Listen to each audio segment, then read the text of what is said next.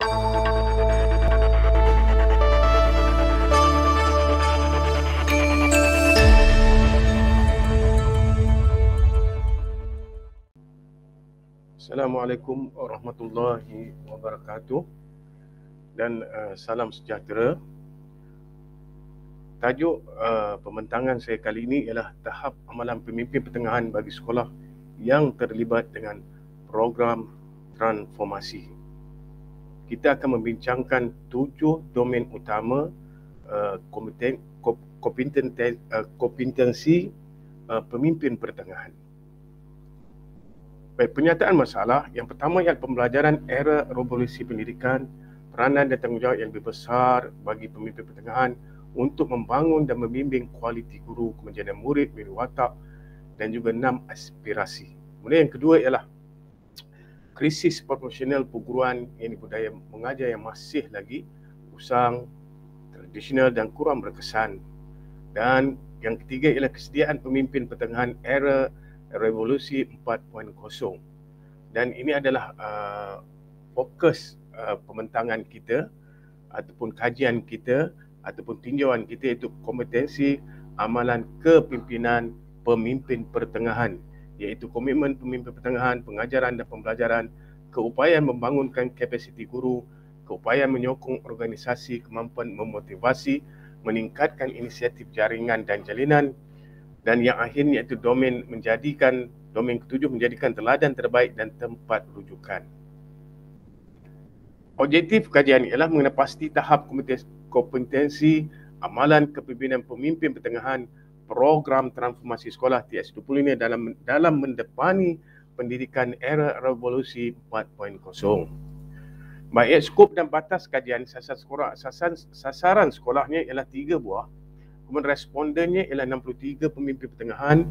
Hasil kajian yang mana kajian ini tidak boleh digeneralisasikan kepada populasi yang lain. Dan komponen utama kajian ialah 7 domen utama yang telah disebutkan sebentar tadi. Kemudian metodologi kajian ini adalah kajian kuantitatif soal selidik, dan kita menggunakan skala Likert daripada 1 sehinggalah yang paling rendah dan skala yang paling tinggi ialah 4.0. Okey, kita terus kepada dapatan dan perbincangan. Ini domain yang pertama, komitmen pemimpin pertengahan. Okey, di sini dapatan daripada skomin yang paling tinggi ialah kepada soalan nombor 3, iaitu menggunakan waktu pengajaran dengan optimum, dan dapatan daripada skomin yang paling rendah ialah pada soalan pertama, iaitu berpegang teguh kepada falsafah pendidikan yang komprehensif. Dan untuk kita berbincang dapatan untuk domain yang kedua, itu penambahbaikan pengajaran dan pembelajaran.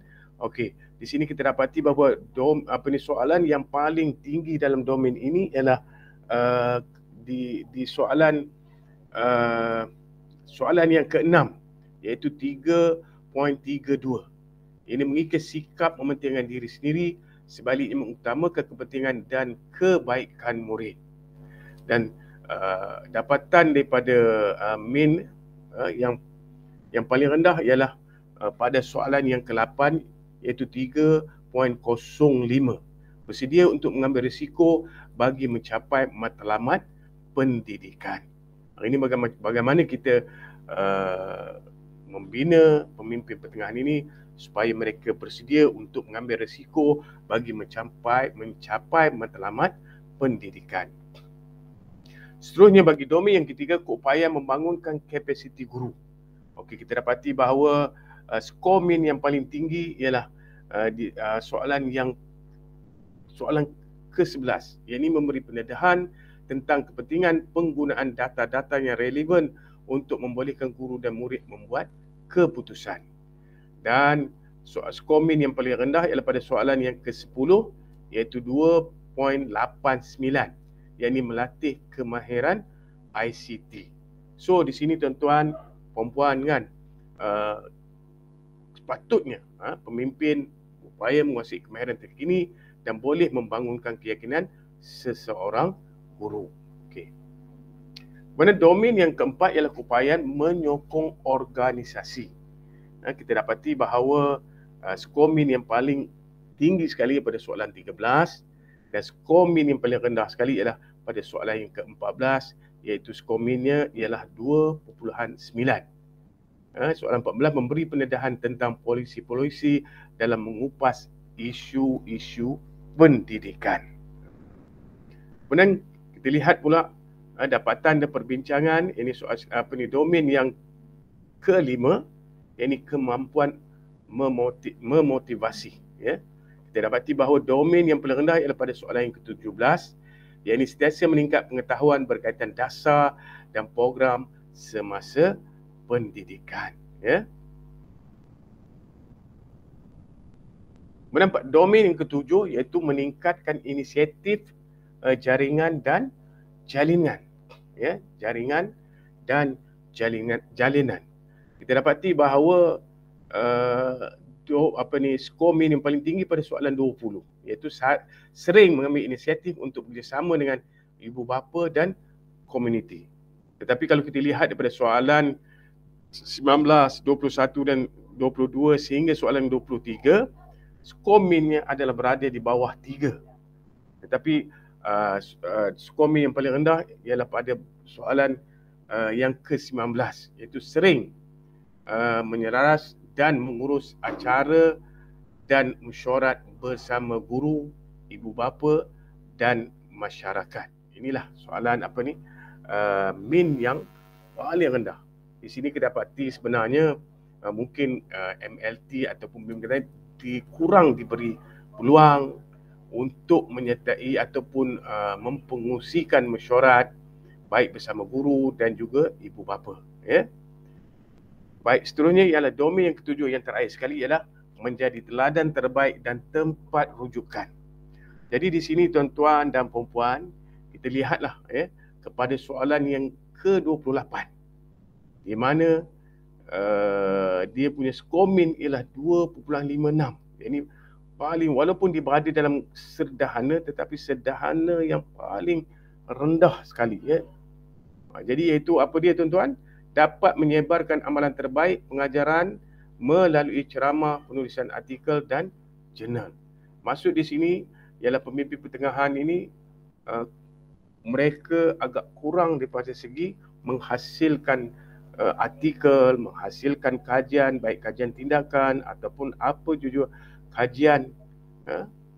Jadi untuk inilah bagi kami PPD Kelantan Selatan untuk mengupayakan akan pemimpin pertengahan ini, maka kami telah melancar satu tagline dia bagi PPD, iaitu satu sekolah dua kajian. Jadi mana kalau sebelum ini kami tidak mewajibkan pemimpin pertengahan, tetapi kali ini salah satu daripada dua orang peserta ataupun pengkaji itu ialah pemimpin pertengahan perlu dilibatkan. Baik. Kemudian cadangan, hasil kajian ini diharap dapat memberi manfaat kepada semua pihak dan institusi, terutamanya bagi pemimpin itu sendiri.